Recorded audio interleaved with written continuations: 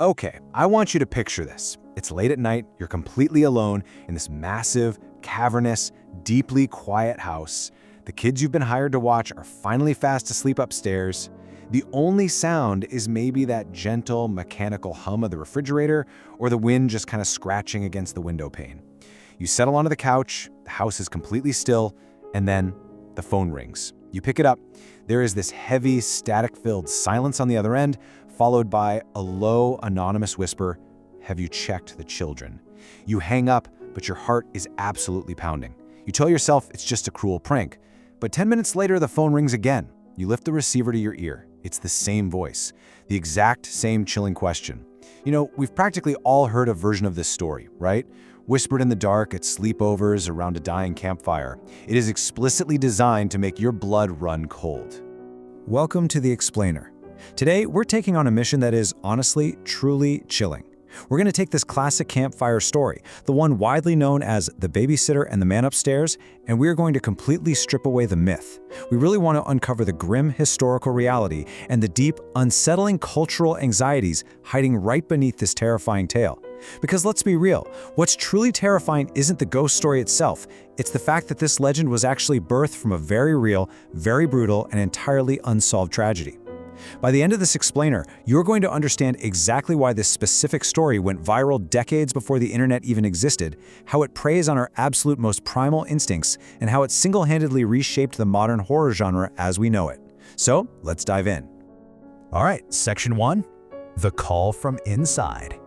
So before we get to the cold, hard facts, we really need to understand the folklore that just totally gripped the popular imagination starting back in the early 1960s. This story spread spontaneously among friends, family, neighbors, and it was always passed off as a true story that happened to, a friend of a friend. The setup is elegantly simple: a teenage girl, a sleeping house, and a series of increasingly menacing phone calls. The babysitter eventually panics, she calls the police, and the operator tells her to keep the stalker on the line so they can run a trace. Time stretches out, the tension is just agonizing. And then, the phone rings one last time.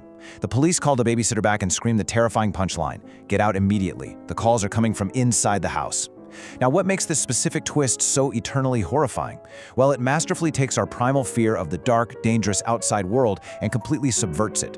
The threat isn't some monster banging on the front door. The monster has already bypassed your defenses. The assumed sanctuary of the domestic home is totally violated. Your locks are absolutely useless. The danger is literally sharing your breathing space. It's a brilliant piece of psychological horror. But, as we're about to see, this twist was inspired by a much, much darker reality.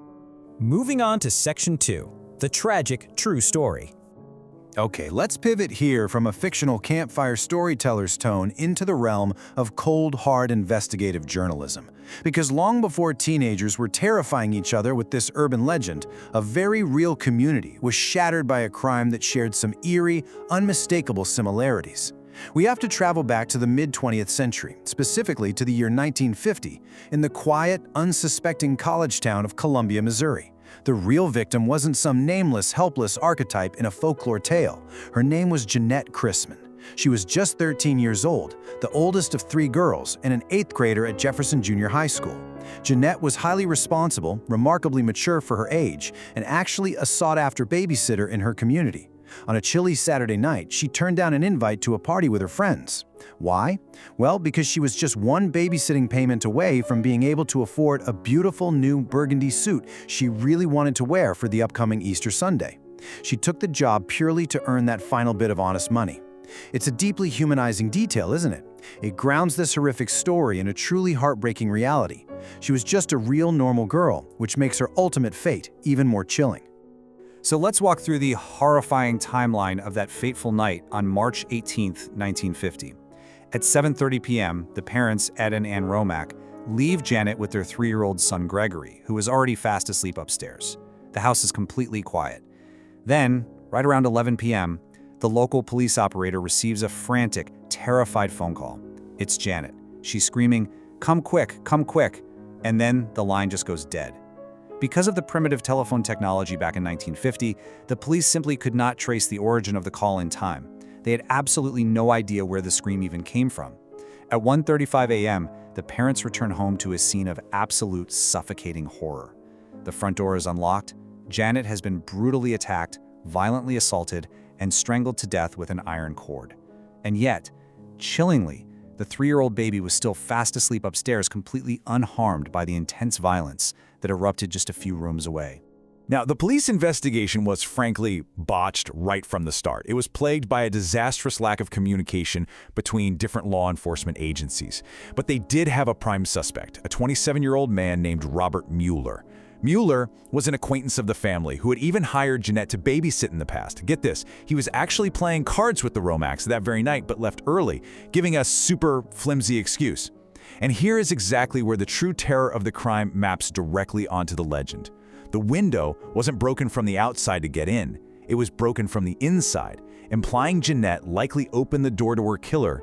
The monster was someone she knew and trusted. Because he was known to the victim and the family, the metaphorical danger was already inside their social circle. You open your door to a smiling face, only for them to turn into a monster. Sadly, due to procedural errors and entirely circumstantial evidence, Robert Mueller was never convicted. The case officially remains unsolved to this day, completely cementing its status as a haunting local mystery that slowly, insidiously morphed into a massive national legend. Section 3. Dissecting the Urban Legend. So how exactly does a tragic, unsolved murder in Missouri in 1950 evolve into a viral, nationwide urban legend by the 1960s and 70s? To truly dissect this, we need to shift gears and look at it from a sociological perspective. You know, scholars of modern folklore tell us that stories like this don't just spread by accident. They spread because they essentially act as a psychological pressure valve for the collective anxieties of an entire society. And man, American society in the 60s and 70s was going through some massive, unsettling changes. Academics note that this myth preyed upon several very specific, very intense cultural fears. First up, as more mothers entered the workforce, there was this deep paranoid parental anxiety about latchkey kids and leaving children in the care of young, supposedly irresponsible babysitters. Second, there was a perceived breakdown of the traditional patriarchal family and a decrease in paternal protection within the home. Third, and perhaps most significantly here, society was growing highly uneasy about second-wave feminism. There was an intense fear of girls pursuing independence and rejecting conventional feminine expectations. And finally, in an increasingly mobile, sprawling society, there was this primal fear of the anonymous stranger, the faceless predator lurking right there in the suburbs. The legend ruthlessly rolled all of these societal neuroses into one terrifying package. And this brings us to kind of the hidden, deeply insidious moral messaging of the myth. Urban legends almost always contain coded warnings, right? The folklore version of this story implicitly targeted young women. It warned them that stepping outside the safety of their own family home, pursuing any kind of financial independence, or failing to flawlessly protect the children could result in ultimate punishment. It essentially told girls to conform strictly to gendered expectations of domesticity, or else face the wrath of the man upstairs. But when we contrast this folklore with reality, the injustice is just absolutely glaring. The real Jeanette Christman wasn't some careless, promiscuous teen inviting danger into the home. She was a highly responsible 13-year-old girl simply trying to earn an honest living to buy a modest Easter outfit. Honestly, the scariest part of this whole thing isn't even the ghost story. It's how society essentially weaponized a young girl's brutal murder into a sexist cautionary tale designed to actively police the behavior of other young women. Section 4. Birth of the Slasher. By the early 1970s, this potent mixture of real-life true crime tragedy and swirling cultural anxiety naturally caught the attention of filmmakers. They realized that the babysitter urban legend contained the perfect, incredibly tense ingredients for a cinematic nightmare. And by doing so, they essentially birthed a massive cinematic movement, the slasher film. The real turning point arrived with director Bob Clark's 1974 Canadian film, Black Christmas. Drawing direct inspiration from the babysitter legend, along with a series of real murders in Montreal, the film follows sorority sisters relentlessly stalked by a killer hiding in their dark attic. Scholars have heavily analyzed how Black Christmas explicitly weaponized the telephone. It introduced what film theorist Michel Chion calls the acousmatic voice, which is a voice that is heard without the speaker ever being visible on screen. The unseen killer, known as Billy, uses the phone to rant in multiple disturbing, deranged voices, even mimicking the victim's friends. The telephone completely ceases to be a tool for communication. It becomes an instrument of psychological torture. The killer's voice floats free from a physical body, becoming this omnipresent, asphyxiating threat right in your ear. Black Christmas also established one of the most defining and deeply unsettling mechanics of the modern horror genre, the killer POV, or point of view. To connect the mechanics of the urban legend, the unseen killer already lurking inside the house, directly to the cinematic screen, the filmmakers used a heavy, cumbersome camera rig to shoot literal point-of-view shots from the killer's perspective as he scaled the side of the house and hid silently in the closets. The camera mimics the heavy, ragged breathing of the murderer. It forces you, the viewer, into the shadows, waiting patiently to strike. It literally forces audiences into an uncomfortably intimate, voyeuristic perspective. You are no longer just a passive spectator watching the victims. The camera turns you into an unwilling accomplice, practically breathing down the victims' necks. It's a devastating visual representation of the legend's core terror, the total violation of the domestic space from the inside out. Section 5. A lasting cinematic legacy. The DNA of the babysitter and the man upstairs didn't just stop in 1974. It created a massive ripple effect that is still being felt in cinemas across the world today, establishing tropes that filmmakers return to time and time again. We can literally track the cinematic evolution of this myth step by step. In 1977, director Fred Walden distilled the raw dread of the legend into a highly suspenseful short film called The Sitter.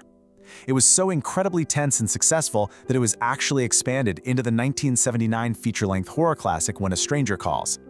The opening 20 minutes of that film are widely considered a masterclass in suffocating suspense, playing out the legend almost exactly as it was told around campfires. Fast forward to 1996, and Wes Craven's brilliant meta-slasher Scream uses a highly stylized, self-aware version of this exact trope in its iconic opening sequence with Drew Barrymore.